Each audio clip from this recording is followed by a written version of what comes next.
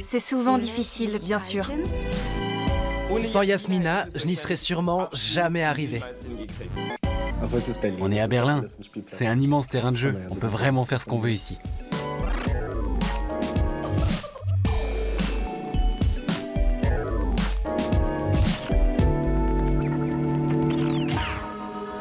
Berlin, c'est la ville des créatifs. Au cœur du quartier de Kreuzberg, S-Mode, l'école supérieure des arts et techniques de la mode, attire des étudiants du monde entier. Ici, l'enseignement est placé sous le signe de l'exigence. On attend des étudiants inventivité, ambition et rigueur. Les professeurs Yasmina Benferhat, Lars Paschke et Torbjörn Uldam sont là pour les emmener jusqu'au podium. À la fin de l'année, les jeunes stylistes en herbe présenteront leur toute première collection. J'aime voir mes étudiants avancer dans la bonne direction et être fiers de leurs travaux.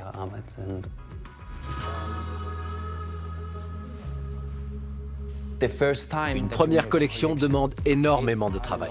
On fait beaucoup d'erreurs. Donc il faut recommencer, encore et encore.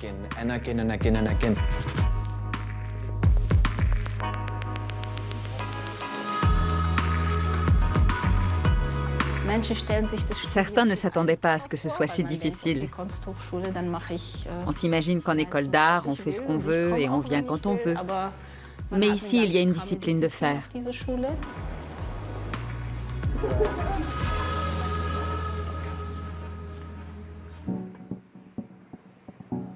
Il ne reste que quelques mois avant l'examen de fin d'études.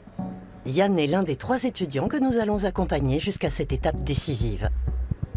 Il a quitté sa petite ville de Basse-Saxe pour se lancer dans sa nouvelle vie berlinoise.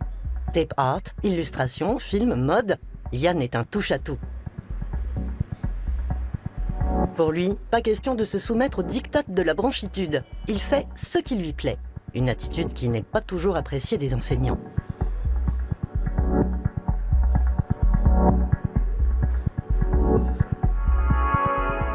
Je pense qu'il est capable de beaucoup de choses, mais parfois il est un peu têtu. Et il a du mal à accepter les conseils de ses professeurs.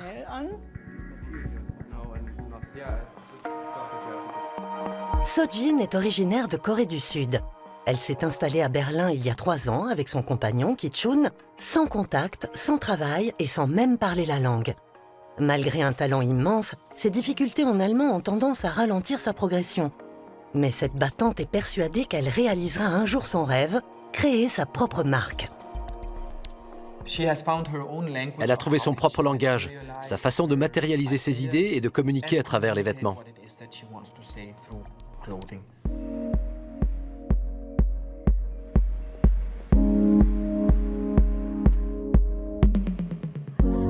D'origine congolaise, Jean-Cédric a grandi à Paris. C'est sa passion pour les dessins animés japonais, ainsi que ses nombreux petits boulots en tant que mannequin, qui l'ont dirigé vers la mode. C'est un jeune homme au talent multiple, mais qui manque parfois cruellement d'organisation. Il est très désordonné. Avec Jean-Cédric, je dois tous les jours établir un planning bien précis des tâches de la journée. Si je le laisse seul, il se retrouve face à une énorme montagne qu'il est incapable de gravir.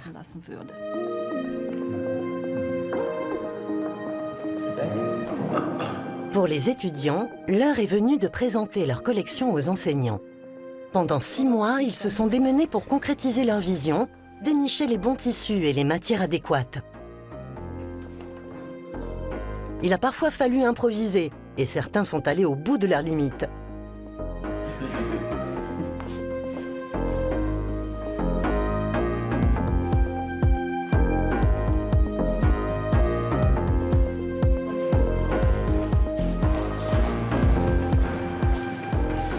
Aujourd'hui, c'est la répétition générale, la dernière chance de revoir certains détails et de procéder aux ultimes changements.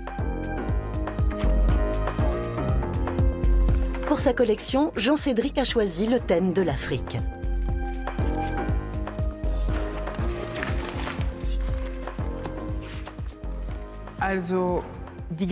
L'ensemble de ma collection repose sur la symbolique de la couleur blanc en Afrique centrale. Je me suis documenté de différentes manières.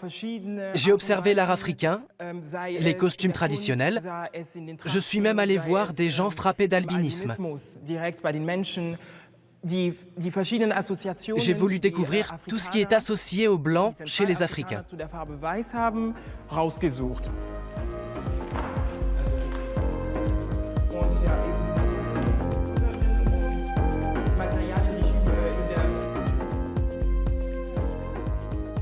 Une précision à propos de la combinaison intégrale.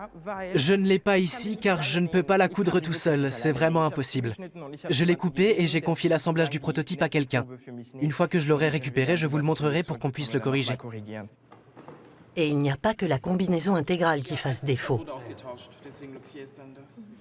Il manque aussi la veste courte de l'ensemble numéro 5. Oui.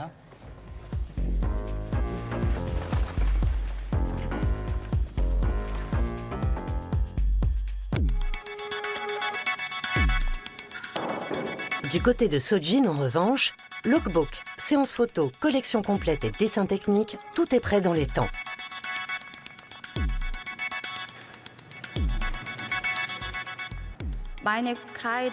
Mes robes existent dans une multitude de couleurs et d'imprimés.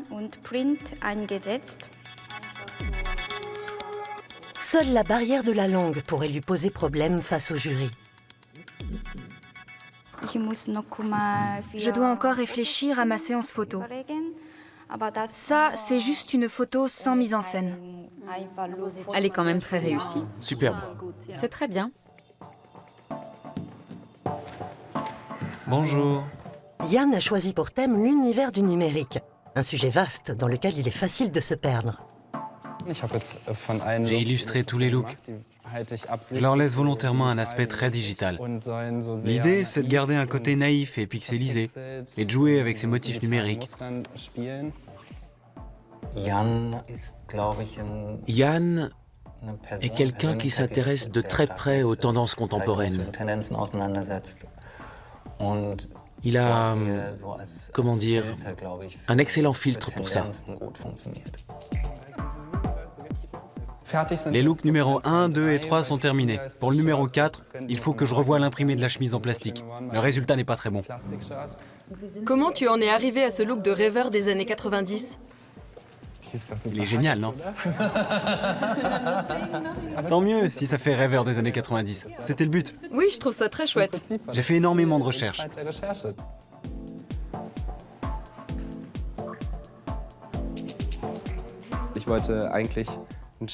Je voulais une image forte de l'homme, avec une silhouette massive. Je ne voulais pas me limiter à l'idée que nous sommes tous des victimes et que nous sommes sous surveillance constante.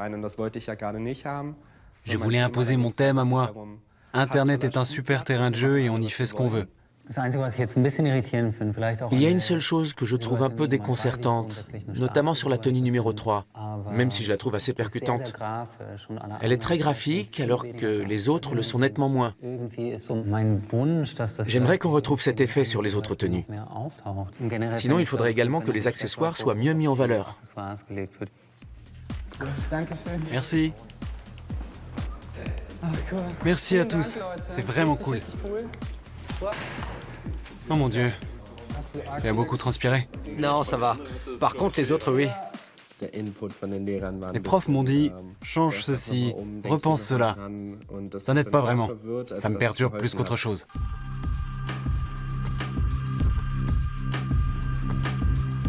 Chez Jean-Cédric, même combat. Yasmina et Torbjörn lui reprochent de ne pas avoir effectué les modifications demandées au niveau des manches et des épaules. Qu'à cela ne tienne, Jean-Cédric a le chic pour se faire aider par ses camarades.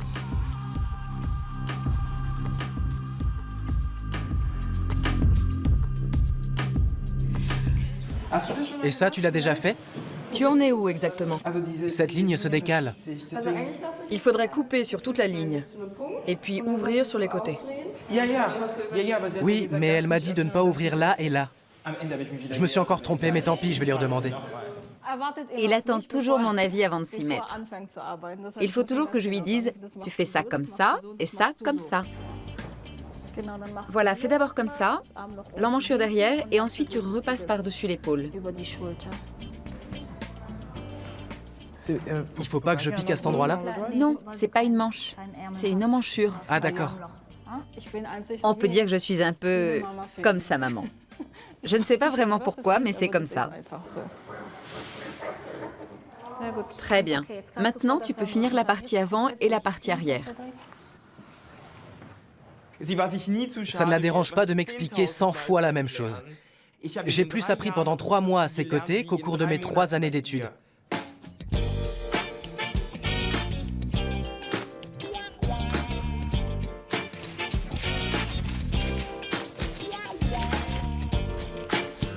Ah mais non, j'ai failli faire une bêtise. Surtout que Yasmina vient juste de m'expliquer comment faire.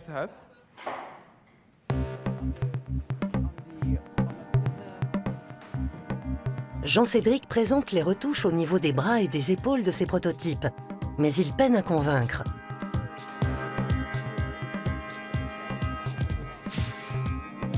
Alors, qu'est-ce qui a changé depuis la dernière fois?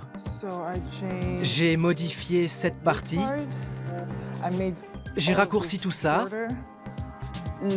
et sur les conseils de Yasmina, j'ai rallongé ça. Mais tu n'as pas utilisé ce modèle comme base. Et la longueur n'est pas la même. C'est une nouvelle longueur dans ta collection, non? Non, je me suis basé sur la longueur de celui-ci. Enfin... Il est très important que le professeur voit à quel point l'étudiant tient compte de ses remarques. Je veux le voir avec les modifications, avec la longueur que tu as prévue. Tu ne l'as pas encore fait, c'est ça? Oui, je pensais... Les coutures et les découpes? Avec Torbjörn, ce n'est pas toujours simple. Parfois, ses suggestions résonnent un peu comme des ordres. Tu dois faire ça, sinon c'est moche. Et il faut qu'on voit la combinaison intégrale lundi. Je pensais qu'on la verrait aujourd'hui, mais bon. Elle a été oubliée en route. Je me demande juste quand je vais faire ça. J'ai besoin de la machine à coudre, je ne peux pas faire ça à la maison. Donc ça veut dire que je dois avoir fini vendredi soir. Et il faut que je fasse les chemises aussi. Je vais me débrouiller. Ça doit être prêt lundi. D'une façon ou d'une autre. Je ne sais pas comment, mais... C'est ça la mode.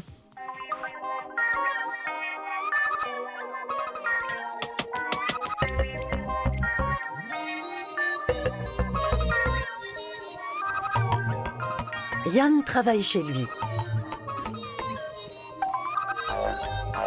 L'école possède une feutreuse professionnelle, mais elle n'a pas survécu aux expériences de Yann.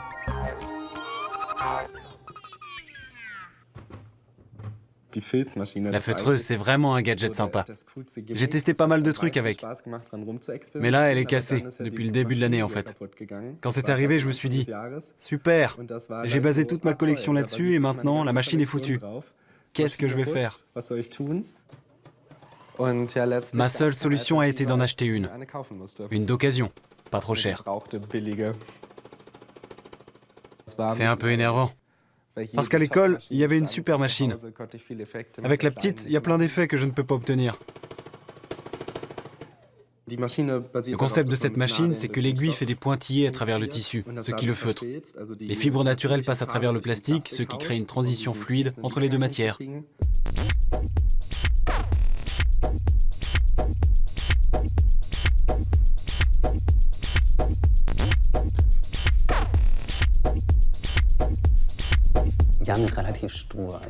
Yann est relativement têtu, mais je ne sais pas s'il s'agit réellement d'entêtement ou s'il a tout simplement une façon de travailler très intuitive qu'il ne veut pas perdre. Il tient peut-être à préserver ce plaisir de concevoir. Yann est en plein préparatif pour sa séance photo et le tournage de sa vidéo. Chaque étudiant doit les réaliser seul.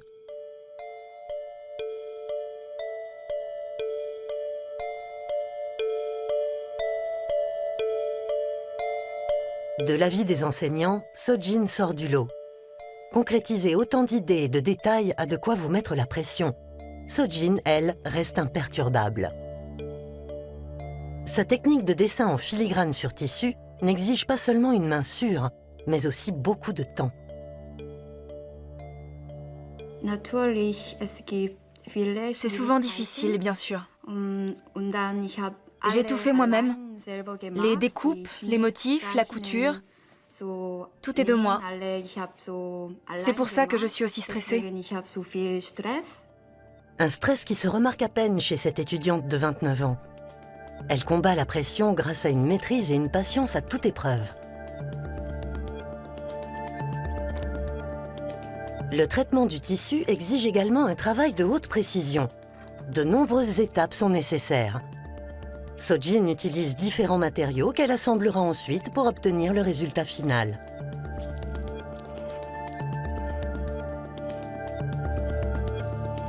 Un résultat unique et inédit.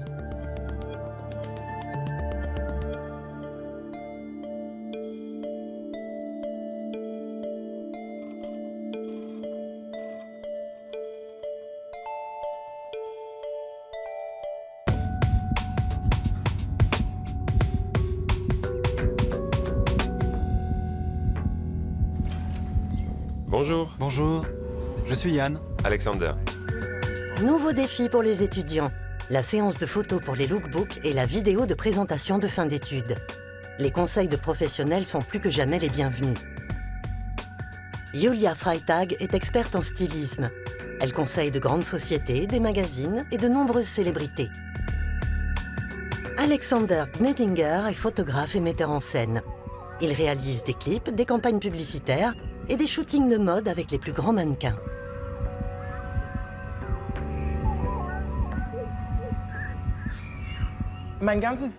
Mon sujet s'articule autour du sentiment d'isolement et de solitude. En même temps, c'est un sujet un peu fantasmagorique, parce qu'avec mes tenues, je m'efforce de donner un corps à la couleur blanc. Tu tiens à faire tes photos avec de vraies personnes? Oui. J'imaginais même de me rendre dans un village traditionnel congolais. Et une fois là-bas, d'y faire tout le shooting. Ils vont te prendre pour un extraterrestre?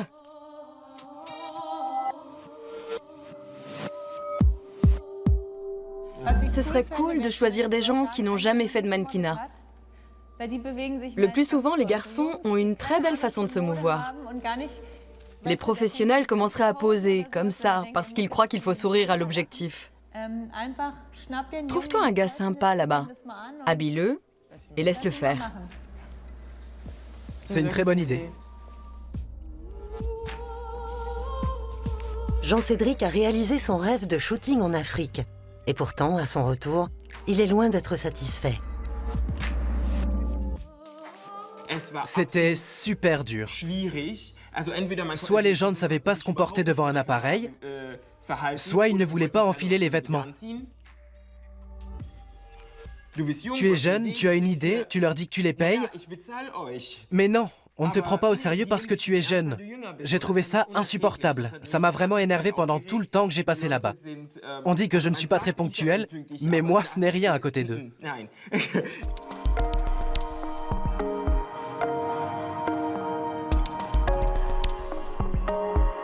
Pour Sojin, ce n'est pas le résultat qui compte, mais la façon d'y parvenir. En guise de décor pour son lookbook et sa vidéo, elle a opté pour la nouvelle école de photographie dans le quartier de Mitte.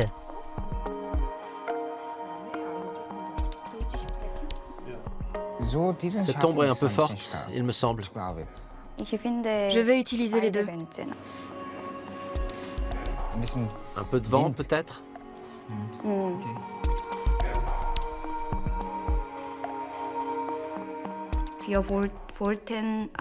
a voulu se concentrer exclusivement sur les vêtements. L'arrière-plan n'a rien de spécial. Sojin veut mêler ses origines culturelles à de nouveaux éléments. La calligraphie et le Bauhaus, la soie et le synthétique. Le résultat est très convaincant, même si au cours de la séance, il a fallu beaucoup improviser.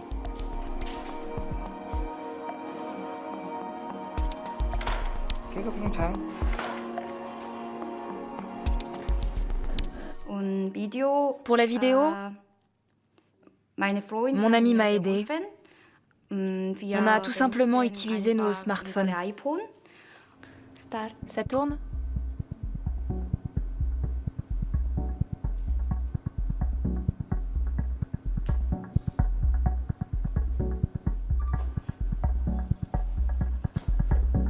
À toi. On commence en haut et ensuite comme ça, ensemble. Ça tourne. C'est dur.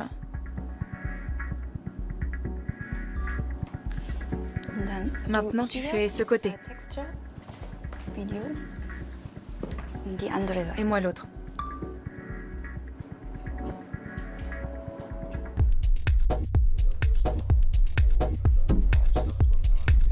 Yann, le passionné de numérique aux 1000 idées, doit calmer ses ardeurs. Pour ce qui est de la mise en scène, j'ai juste envie de te dire une chose. Attention au trash, même si ça plaît. À ta place, je lèverai un peu le pied sur le trash. Et je ferai attention au réalisme. Au côté crédible. Oui, là, c'est presque un peu too much. Ça aussi, par exemple. Ce qui est marrant, c'est qu'il n'y a pas de mise en scène. Oui, mais ce qui est étonnant, c'est que sur la photo, ça donne totalement autre chose. C'est justement ça qui est important. On met en scène pour que ça n'ait pas l'air d'une mise en scène. Pour moi, ce côté nonchalant, pris sur le vif, c'est très important lors d'une séance photo. Il y a des trucs pour rendre cet effet? J'ai fait des photos moi-même, mais je n'ai aucune expérience. Tu devrais jeter un œil au décor de théâtre de Thomas Ostermeyer. Il a travaillé avec des éléments trash. Il y avait beaucoup de détritus, mais des détritus soigneusement castés. Casté, c'est exactement le mot. Oui, il faut faire attention à ce qui apporte de la profondeur, de l'authenticité à ta photo, ce qui va l'ancrer dans la réalité. Le spectateur croit que la photo a été prise par hasard et c'est là qu'il va regarder tes fringues. Désormais, Yann doit passer de la théorie à la pratique. Heureusement, il peut compter sur l'aide des amis de ses amis. Ah mon Dieu, je suis complètement flippé.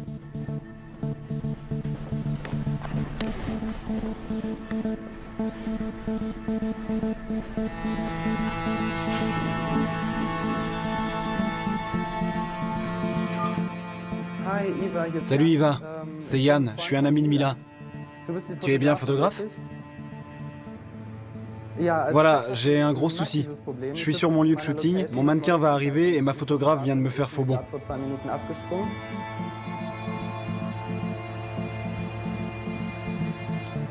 Qu'est-ce que t'en penses? Allô? Ok, super. Pendant que Yann tente désespérément de sauver sa séance de photos, Sojin procède déjà au montage de sa vidéo.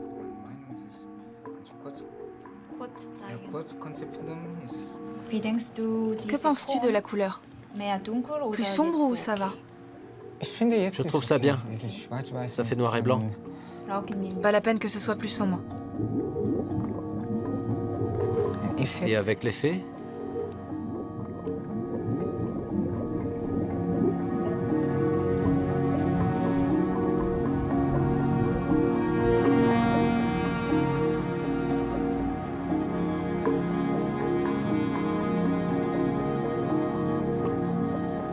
Les raccords sont filmés en 2 minutes.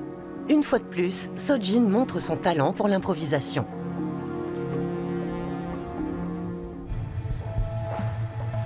Ok, c'est parti. J'habille le mannequin et on peut commencer. Il est midi et on a jusqu'à 16h.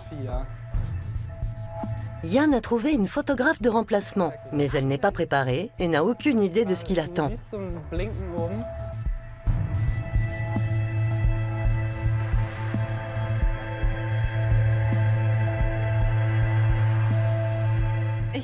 Voilà ce que je propose. Une fois que j'aurai positionné l'appareil, avec la lumière et tout le reste, on fera le lookbook. Il se changera au fur et à mesure. Une fois que le lookbook sera fait, ça ira. Oui, on assure le lookbook et ensuite, on fait la partie artistique. Ok. Cool. Ok, de derrière.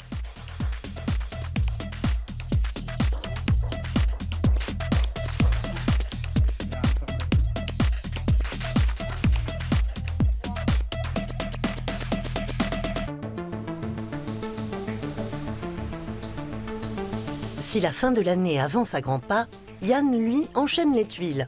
Le lieu de tournage de sa vidéo n'a ni eau ni électricité. Impossible de changer ses plans, la date de remise des travaux est proche. Sojin, elle, est parfaitement préparée. En revanche, sa présentation minimaliste risque de ne pas être à son avantage dans un showroom bien rempli.